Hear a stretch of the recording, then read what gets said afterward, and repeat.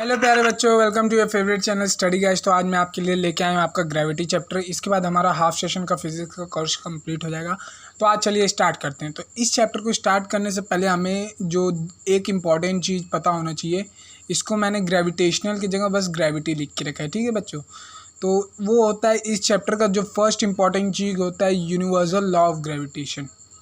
Universal law of gravitation, इस law को अगर आप लोग अच्छे से समझ जाते हैं तो आपके लिए ये चैप्टर और भी इजी, एकदम सरल जो बोलते हैं वो हो जाएगा। अब ये होता क्या है, इसका एसआई यूनिट क्या होता है और इसका यूज़ कैसे या फिर कहाँ पे किया जाता है, तो इसको सीखेंगे। सबसे पहले इसको जानने से पहले हम लोग ये जानते हैं ये ग्रेविटेशनल फोर्स होता क्या है। इस ग्रेविटेशनल फोर्स को और क्या कहा जाता है। इस gravitation universal law of gravitation को न्यूटन्स फोर्थ लॉ भी कहा जाता है, न्यूटन्स फोर्थ लॉ। ओके प्यारे बच्चों, अब इससे पहले ये ग्रेविटी होती क्या है, ग्रेविटेशनल फोर्स। आप लोग ने बहुत पहले, बहुत सारे छोटे होंगे तो आप लोग सुनते होंगे कि भाई ग्रेविटी फोर्स लग रही है, ग्रेविटेशनल फोर्स लग रहा है, इसलिए हम लोग धरती से चिपके हैं, धरती से चिपके। ये फोर्स लगती कैसे है और लगाता कौन है, ये हम लोग सीखेंगे इस यूनिवर्सल लॉ में। तो आप लोग सुनते होंगे, आज तक आप लोग सुनते होंगे कि अच्छा हम लोग पे धरती ग्रेविटेशनल फोर्स लगाती है तो हम लोग चिपके रहते हैं उससे। अब ये बताइए, मैं पूछूंगा अगर आपसे बच्चों कि आप पे ये फोर्स कहाँ से लग रही है, लगाता कौन है और कहाँ से लगती है, युद्ध कहाँ से शुरू हुआ और युद्ध को शुरू करने वाला कौन था। हम लोग यही अपना बेसिक कॉन्सेप्ट लेके चलते हैं हमेशा हिस्ट्री से, क्योंकि ओल्ड इज़ गोल्ड, ये तो सब बच्चे जानते हैं। अब देखो ये फोर्स लगता कहाँ से है, ये फोर्स हमेशा लगता है सेंटर से, इसलिए इस फोर्स को हम लोग क्या कहते हैं, सेंट्रीपिटल फोर्स। इसको लिख लीजिएगा, मैं यहाँ पे ऊपर में लिख रहा हूँ सेंट्री, और इसके बाद में आपकी बुक में आपको हर सब वीडियो की तरह मार्क कराऊंगा सेंट्रीपिटल फोर्स को, सेंट्रीपिटल फोर्स। इसको हम लोग सेंट्रीपिटल फोर्स इसलिए कहते हैं, ग्रेविटेशनल फोर्स को इसलिए कहते हैं क्योंकि इसको मतलब कि एक तरह से सेंट्रीपिटल फोर्स कहा जाता है। ये फोर्स हमारा जो ग्रेविटेशन फोर्स रहता है ये हमारे किसी भी ऑब्जेक्ट के सेंटर से लगता है। कहाँ से लगता है, सेंटर से लगता है। इसलिए बोला जाता है कि हम लोग धरती से इसलिए चिपके क्योंकि वो ग्रेविटेशनल फोर्स लगा रहा है, और वो फोर्स लगा कहाँ से रहे, अपने केंद्र से। केंद्र यानी कि उसके सेंटर से बोलते हैं, वहाँ से वो ग्रेविटेशनल फोर्स लगा रहा है और हम लोग ऑब्जेक्ट की तरह उसके आसपास चल रहे हैं या मूव कर रहे हैं। अब देखिए इसके आपके बुक में इसको कहाँ मार्क किया जाता है। अब आप लोग यहाँ से देख सकते हैं आपके पेज नंबर 131 में, चैप्टर का स्टार्टिंग पेज के ये लास्ट पर, the change in direction involve the change in velocity और एक्सेलरेशन। चेंज इन वेलोसिटी यानी एक्सेलरेशन होता है। The force that cause this acceleration keep the body moving along the circular path is acting toward the centre. जो centre से ये लड़का आप लोग देख सकते हैं इस ऑब्जेक्ट का पाथ कंप्लीटली चेंज कर रहा है। जैसे हम लोग मूव करते रहते हैं अर्थ के अराउंड, अर्थ के सेंट्रीपिटल फोर्स है, ये सेंटर है अर्थ का और वो फोर्स लगा रहा है और ये पेबल उसके साथ मूव कर रहा है जो थ्रेड से जुड़ा है। अब इसी सर्कुलर पाथ या सर्कुलर मोशन जो इसके साथ हो रहा है, इसी को हम लोग this force is called centripetal force, meaning centre seeking. अब यही फोर्स को अब हम लोग बोलते हैं ग्रेविटेशनल फोर्स, जो कि सेंटर से लगता है। अगर ये फोर्स नहीं होगा तो क्या होगा, हम लोग तो धरती छोड़ के निकल जाएंगे अपने अंतरिक्ष की सेवा में। भाई चलो आ रहे हैं हम लोग भी अंतरिक्ष घूमने, धरती बहुत घूम लिए, यही वाला बात हो जाएगा। लेकिन ये अब बोलते हैं ना कि न्यूटन चाचा ने ये किया कि वो बोलते गए कि भाई ये जो ग्रेविटेशनल फोर्स होता है ना, ये एक ही ऑब्जेक्ट में नहीं, ये पूरी यूनिवर्स के हर एक ऑब्जेक्ट में लगी होती है। यानी कि ये पेन में भी ग्रेविटेशनल फोर्स एक फोर्स है, ये कॉपी में भी है, आप लोगों के भी अंदर है, मेरे अंदर भी है, सबके अंदर एक फोर्स है। सबको ये एक दूसरे को अट्रैक्ट कर रहे हैं। मैं इस पेन को अट्रैक्ट कर रहा हूँ, इस कॉपी को अट्रैक्ट कर रहा हूँ, ये कॉपी पेन मेरे को अट्रैक्ट कर रही है। लेकिन हम लोग एक दूसरे को अट्रैक्ट इसलिए नहीं कर पाते, मतलब कि ये पेन को छोड़ा तो पेन को मेरे तरफ गिरना चाहिए था, लेकिन वो नीचे क्यों गिरा, क्योंकि यही न्यूटन चाचा ने इस लॉ में बताया कि कोई भी ऑब्जेक्ट का फोर्स, किसी भी ऑब्जेक्ट का फोर्स जो होता है वो उसके मास के प्रोपोर्शनल होता है। यानी कि जितना ज़्यादा उसका मास होगा उतना ही ज़्यादा वो फोर्स लगा सकता है, उतना ही ज़्यादा ग्रेविटेशनल फोर्स लगा दे। तो अब अगर हम लोग धरती की तुलना में अपना मास निकालें तो मान लो ये कॉपी धरती है और ये पेन का एक छोटा सा ढक्कन, पेन का छोटा ढक्कन ज़्यादा ही बोल दिया, ये हमारा पेन का ये जो निब देख रहे हो ये हम ह्यूमन्स है। तो हमारा फोर्स कितना हुआ, इत्तू सा, और धरती का फोर्स क्या हुआ, इतना बड़ा। तो कौन, हम लोग क्या बोला न्यूटन चाचा ने, जिसका फोर्स उसके मास के प्रोपोर्शनल होते हैं, जिसका जितना बड़ा मास, अर्थ का जितना बड़ा मास है उसका इतना फोर्स है। इसलिए कोई भी ऑब्जेक्ट हम लोग छोड़ते हैं तो वो धरती की तरफ गिरता है, ना कि हमारी तरफ, क्योंकि हमारा मास अर्थ के मास के थोड़ा सा है। इसलिए जो फोर्स लगता है वो कोई भी ऑब्जेक्ट धरती की तरफ गिरती है। ठीक है बच्चों, ये हो गया एक पार्ट इस फोर्स का, इस यूनिवर्सल लॉ का। अब न्यूटन चाचा जो थे वो बोले कि इसी बात से, इसी तरह तो हम लोग धरती से चिपके रहते हैं। अब वो उनका ये कहना था कि अब ये जो फोर्स लगता है ना, अब अगर कोई भी ऑब्जेक्ट होता है उसका जितना मास होगा उतना वो फोर्स लगाएगा, ये तो लॉ फिक्स हो गया। इस एक हो गया एक चीज़ इस लॉ का। अब दूसरा बात ये निकाला उन्होंने कि ये जो लॉ था उसमें इन्होंने दूसरा बात दिया कि ये inverse of square of distance between the two object. अब मान लो ये, इसको मतलब समझा रहा हूँ लाइन का, ये एक कैप है, ये एक पेन है, ये दो ऑब्जेक्ट हैं। अब इन दोनों के बीच का जितना कम डिस्टेंस होगा तो फोर्स ज़्यादा होगा। अब इसी का उन्होंने बोल दिया, अगर ये डिस्टेंस ज़्यादा होगा तो फोर्स कम होगा, डिस्टेंस ज़्यादा होगा तो फोर्स कम होगा, और डिस्टेंस कम होगा तो फोर्स ज़्यादा होगा, यानी कि इन्वर्सली प्रोपोर्शन। आप लोग एक देख रहे हैं, एक बढ़ रहा है तो एक घट रहा है, यानी डिस्टेंस कम हुआ तो फोर्स ज़्यादा लगा, और वहीं फोर्स कम हुआ तो डिस्टेंस ज़्यादा बढ़ गया। मतलब कि यही है बोलना चाहते हैं न्यूटन चाहता। तो ये हमारा लॉ का, इसी से हम लोग डेरिवेशन भी करेंगे इसके यूनिवर्सल लॉ का, और उसका वैल्यू भी जानेंगे। तो यही न्यूटन चाचा अपने फर्स्ट लॉ में बताना चाहते हैं कि भैया ये जो मास होता है ये इसके प्रोपोर्शनल होता है, इसके इन्वर्स प्रोपोर्शनल होता है, और दुनिया का हर एक ऑब्जेक्ट ग्रेविटेशनल फोर्स रखता है। अब यही नहीं, आगे क्लास में या फिर कॉलेजेस में आप लोग जब जाएंगे तो आप लोग ये बस एक ग्रेविटेशनल फोर्स नहीं पढ़ेंगे, आप लोग 4 टाइप के फोर्सेस पढ़ेंगे। सबसे पहला ग्रेविटेशनल फोर्स, ये जो आप लोग पढ़ ले रहे हैं। उसके बाद इलेक्ट्रोमैग्नेटिक फोर्स, ठीक है। फिर तीसरा में पढ़ेंगे वीक न्यूक्लियर फोर्स, और चौथा पढ़ेंगे स्ट्रॉन्ग न्यूक्लियर फोर्स, ठीक है। तो अभी हम लोग को बस ग्रेविटेशनल फोर्स पे ध्यान दे रहे हैं, तो इस पे देखिए। अब ये ज़्यादा कुछ हार्ड नहीं है, इसको मैं सट इतना आसानी से पढ़ा दूंगा कि आप लोगों को कोई प्रॉब्लम नहीं होगा। अब देखिए, every body in universe has force, ठीक है, ये न्यूटन चाचा बोलते हैं। एंड अट्रैक्ट अदर ऑब्जेक्ट, ठीक है भैया, यही न्यूटन चाचा बोले, समझ गए, सर समझा दिए, ठीक है। Direct proportional to the mass, जितना उन लोग का मास होगा उतना ज़्यादा फोर्स अप्लाई करेंगे।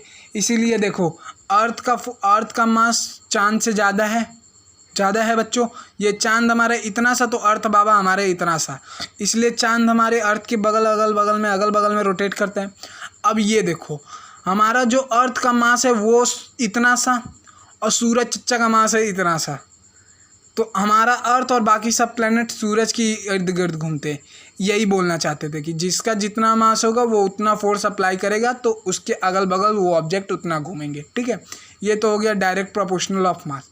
अब बोले इनवर्स प्रोपोर्शन टू द, ये सेकंड, मैंने सेकंड लिख दिया स्क्वायर ऑफ, इस सेकंड को आप लोग समझ जाइएगा, ये जो सेकंड लिखा है मैंने यहाँ पे, ये स्क्वायर ऑफ डिस्टेंस है। Inverse proportion to the square, यानी कि मास बढ़ेगा, यानी कि डिस्टेंस कम होगा तो फोर्स ज़्यादा लगेगा। इसको इजी एग्जांपल से समझ सकते हैं। मान लीजिए आप अपने दोस्त के साथ एक बॉल ले लिए, विकी का ही बॉल ले लिए या कॉस्को का, और उससे हिट एंड बॉल खेल रहे हैं। मतलब कि आपका दोस्त यहाँ है तो आप उसको बॉल फेंक के ऐसे मार रहे हैं।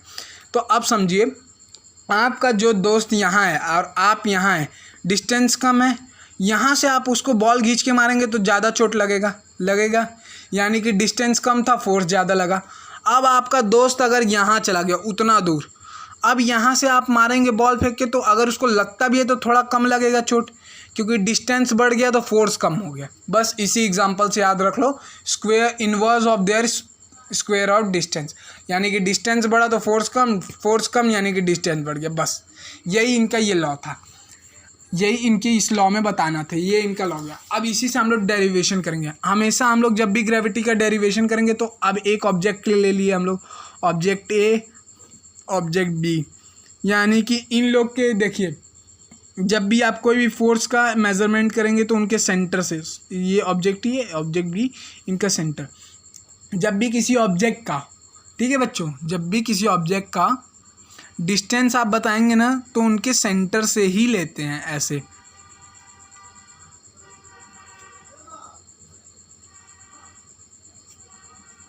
ये डिस्टेंस है इनके बीच का। ठीक है बच्चों, तो ये हो गया हमारा ऑब्जेक्ट 1 का मास, यानी इन दो का फोर्स जो होगा ऑब्जेक्ट ए की जगह ऑब्जेक्ट हम लोग इसको m मान लेते हैं, ठीक है, m1 इसको m2, ठीक है, इजी पड़ेगा हम लोग लिए।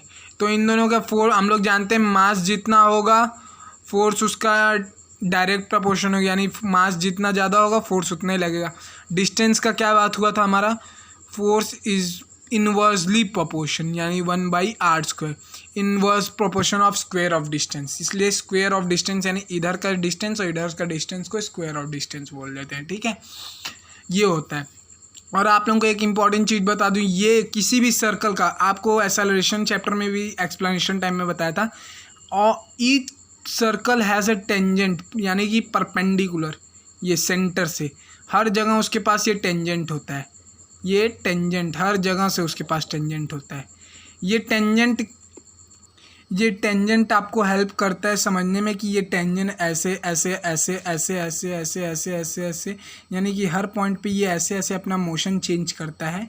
इसे हम लोग एक्सेलरेशन मोशन या वेलोसिटी को ही बताते हैं, इसी को हम लोग बोलते हैं टेंजेंट, जो कि चेंज इन एक्सेलरेशन मोशन बोलता है। इसलिए हम लोग इस सर्कल को, जो सर्कल बनाता है जो मूव करते रहता है, इसको हम लोग चेंजिंग वेलोसिटी बोलते हैं, ठीक है, क्योंकि सेंट्रीपिटल फोर्स समझाते समय मैं ये पॉइंट भूल गया था, तो इसलिए हम लोग इसको चेंजिंग वेलोसिटी बोलते हैं। और अगर आपको ये नहीं समझ में आएगा तो आप लोग एक्सेलरेशन चैप्टर का वीडियो भी देख सकते हैं, उसमें भी, तो आप वहाँ से बिना डाउट से इसे समझ सकते हैं। अब बात आई हमारी ये न्यूटन लॉ की, तो अब न्यूटन चाचा ने बोला चलो इन दोनों को समराइज़ कर दे, इन दोनों को सम करते हैं, इन दोनों को प्लस कर देते हैं। तो उन्होंने क्या, तो न्यूटन चाचा ने जब इन दोनों का सम किया, यानी फोर्स एक कॉमन आ जाएगा, प्रोपोर्शनल साइन ये हो जाएगा m1/m2/स्क्वायर ऑफ देयर डिस्टेंस। अब आप लोगों को तो ये जानते ही, जब तक ये इन्वर्स साइन हटेगा नहीं तब तक हम लोग इसका किसी फॉर्मूला में यूज़ नहीं कर सकते। तो इसी के जगह इस इन्वर्स साइन को हम लोग इक्वल बनानी है, एक कांस्टेंट ले लिए, कांस्टेंट जी, इसी को हम लोग बोलते हैं कांस्टेंट जी, ग्रेटर साइन से डिनोट होता है, बिगर लेटर ऑफ जी, m1/m2/r²। इसको हम लोग कांस्टेंट इसलिए बोलते हैं क्योंकि दुनिया का हर एक ऑब्जेक्ट जितना भी फोर्स लगाएगा, जितना भी ग्रेविटेशनल फोर्स लगाएगा, वो कांस्टेंट इसी वैल्यू से। मैं इस कॉपी पे फोर्स लगा रहा हूँ इसी कांस्टेंट जी वैल्यू से, अर्थ मून पे फोर्स लगा रहा होगा, हम पे लगा रहा होगा इसी कांस्टेंट जी की वैल्यू से, कोई चेंज नहीं होगा ये, इसीलिए इसको बोलते हैं कांस्टेंट जी। और यही है हमारा यूनिवर्सल लॉ ऑफ ग्रेविटेशन, इसी कांस्टेंट जी की वैल्यू को फाइंड करने को ही हम लोग बोलते हैं। इसको आप लोग आर भी लिख सकते हैं, या फिर आप लोग चाहें g इंटू m1/m2/r d², इसको होते हैं। अब इसी को आप लोगों को ऐसे आप लोगों को बोल दिया जाता है कि बच्चों क्वेश्चन में पूछा derive the universal law of gravitation. वैसे तो ये ज़्यादा क्वेश्चन नहीं आता, लेकिन आप लोगों को तब भी मैंने इसको डेरिवेशन समझा दिया। अब बात आई इसके SI यूनिट फाइंड करने की। इसका SI यूनिट कैसे निकालेंगे, तो सबसे पहले इसमें हम लोग क्या कर लेंगे, देखो ये जो D है ना, D को F के साइड भेज देंगे, मैं यहीं पे आगे समझा दे रहा हूँ। Force into distance square equals to G into m1/m2, ठीक है, मास 1/मास 2। अब क्या करते हैं, G को इधर लेके आ जाते हैं, और ये m1/m2, और ये तो हमारा मतलब कि G आएगा यहाँ डिवाइड हो जाएगा, ये मल्टीप्लाई ये यहाँ नीचे आ जाएगा, m1/m2, sorry G is equals to F into d²/m1 into m2। और इसी के साथ हमारा इसका SI यूनिट निकल के आता है, इसका SI यूनिट निकल के आता है। देखो क्या, F का न्यूटन होता है, डिस्टेंस का हमारा क्या होता है, मीटर होता है, तो ये हो जाएगा न्यूटन मीटर स्क्वायर, ऊपर साइड का हो जाएगा न्यूटन मीटर स्क्वायर, और नीचे का ये होता है, तो मतलब न्यूटन का है मास, यानी kg², यानी कि ये हो गया kg², यानी कि इस कांस्टेंट जी का, कई बार पूछता है what is the SI unit of constant G, तो आप लोग क्या लिखेंगे, the SI unit of constant G newton metre square kg², ठीक है। अब इस कई बार वन वर्ड के क्वेश्चन में पूछ देता है व्हाट इज़ द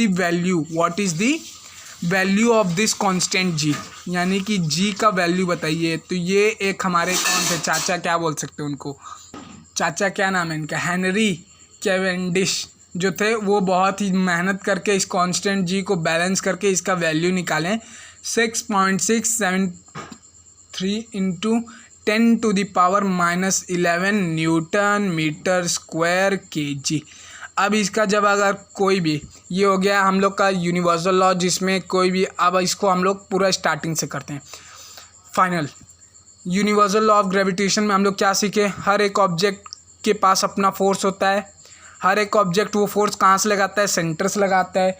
ऑब्जेक्ट का जितना मास होगा उतना फोर्स होगा। दो ऑब्जेक्ट के बीच में जितना कम दूरी होगा फोर्स उतना कम फोर्स ज़्यादा लगेगा, और ऑब्जेक्ट के बीच में जितना ज़्यादा दूरी लगेगा फोर्स कम लगेगा। ये 5 चीज़ हम लोग ने सीखा। उसके बाद हमने इसका डेरिवेशन किया, कांस्टेंट जी निकाला, इसका एसआई यूनिट निकाला, newton metre square K G square. अब इसके बाद हम लोग ने जी का वैल्यू को पता किया। हमारे सर जो थे हेनरी कैवेंडिश, आपको बुक में दिखा देते हैं, ये आपके बुक में दिए हैं। हेनरी कैवेंडिश 1731 टू 1810 में उन्होंने फाइंड किया, इन्होंने ये वैल्यू निकाला।